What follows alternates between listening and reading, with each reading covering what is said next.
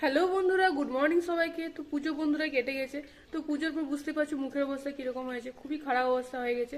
তো ঘরে বসে তোমরা মুখের অবস্থা কি করে ঠিক করবে সেটা তোমাকে দেখাবো, খুবই সহজ পদ্ধতিতে। তোমাদের উপকার লাগলে নিশ্চয়ই কমেন্ট বক্সে জানিও। চলো বন্ধুরা দেখা যাক। তো বন্ধুরা, এটা করার জন্য ফার্স্ট লাগবে একটা টকটকে টাইপের বিলাতি। তো আমাদের বাড়িতে অনেক বিলাতি হয়েছে, মাঠে লাগিয়েছে বলে তো আমি একটা বিলাতি নিলাম, সেটা ধুয়ে নিলাম। এবার তোমরা কাঁচা হলুদ নিয়ে নেবে, কারোদের বাড়িতে কাঁচা হলুদ না থাকলে সে প্যাকেট হলুদ ইউজ করতে পারে। তারপর কাঁচা হলুদ এবং বিলাতি এবং একটু মতন চিনি, যাতে তোমার কিলেজ বাড়বে। তো সেটাকে তোমরা মিক্সিতে বেটে নেবে। চলো এবার মিক্সিতে বেটে তোমরা দেখাচ্ছি।